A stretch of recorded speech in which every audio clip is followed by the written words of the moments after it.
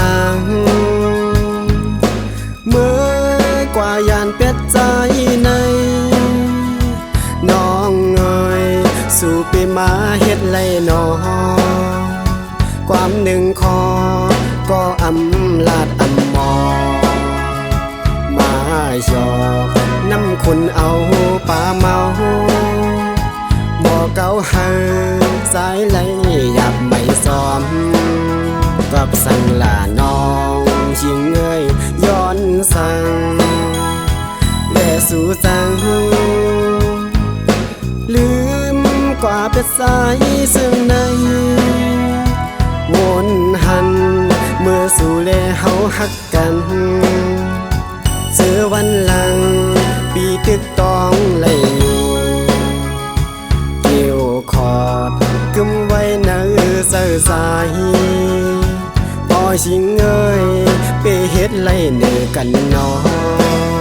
ตาตีไล่เสือเป็นเฮือนห่มกันนั้นสายคัดใจมาอยู่ยาวสายซ้อมเสือนางกูลองอำตอนหามสีสั่งนั่งเสือนางเคยเป็นยอมนอมปั่นมาก็ก่อนหน่อยย้อนกอบสั่งในซึ่งมาสั่งไหลสั่งลีตาสั่งให้นางขึ้นมาหัดต่อสายนวลขึ้นก็อำพันเยาเมื่อกูลองสุดเส้งกว่ากำพาเฮาตั้งสองไก่สีไก่เยาลูเรื่องมันไหนก็สีลายอยู่เมื่อเปเสือลืมจังไรตีนอชิงน้องเอ๋ย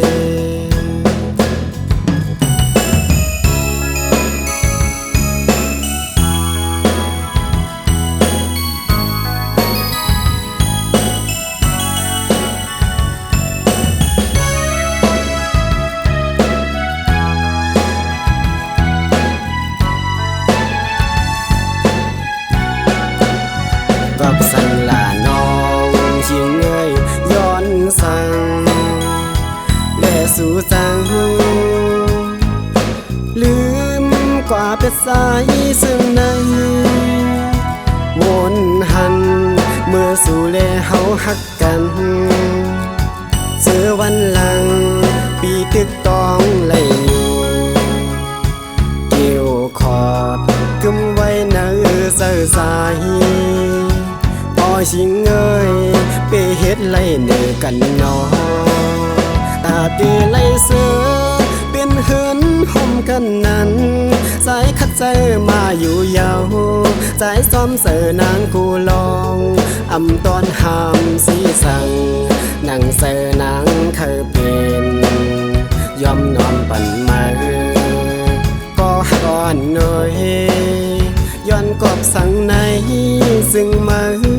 สั่งไหลสั่งลีตาสั่งให้นางขึ้นมาหัดต่อสายนวลขึ้นก็อำพันเยาเมื่อกูลองสุดเส้งกว่ากำพาเฮาตั้งสองไก่สีไก่เยาลูเรื่องมันไหนก็สีลายอยู่เมื่อเปเสือลืมจังไรตีนอชิงน้องเอ๋ย